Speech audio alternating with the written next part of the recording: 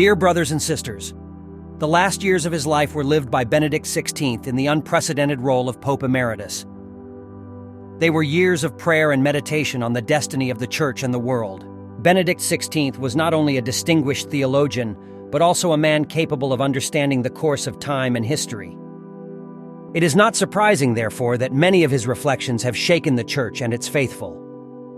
In his 2020 biography, the Pope Emeritus not only identifies the grave dangers we are facing, but goes even further by denouncing the advent of the Antichrist. According to Benedict XVI, it is now clear that modern society has formulated an anti-Christian creed, a creed so powerful that it has permeated the entire society.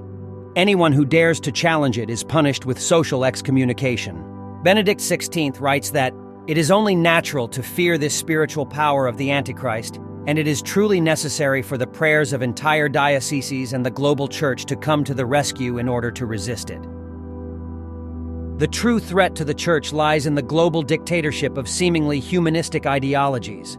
Practices such as abortion and the creation of human beings in a laboratory have become widespread, supported by a prevailing mindset that increasingly makes it difficult to oppose them without facing social isolation.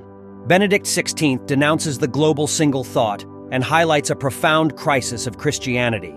These latest reflections of the Pope Emeritus appear to be the culmination of his prophecy on the destiny of the Church, which he pronounced when he was still a young theologian.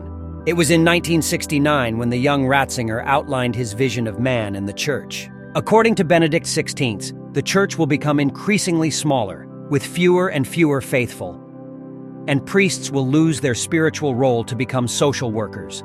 The Church will lose everything and will have to start again, more or less from the beginning. It will no longer be able to inhabit the buildings it constructed in times of prosperity. As its followers decrease, it will also lose a significant portion of its social privileges. It will restart with small groups, movements, and a minority that will place faith at the center of earthly experience. It will be a more spiritual church, a poor church, and it will become the church of the destitute. In the meantime, men will discover that they are living in a world of indescribable solitude, without God, and they will sense the scent of their own poverty. And it will be only then that small flock of believers will appear as something entirely new. They will become a hope and will be the answer to the questions that men had secretly continued to seek. The words of Benedict XVI are very harsh. He foresees challenging times for Christians worldwide and for the Church.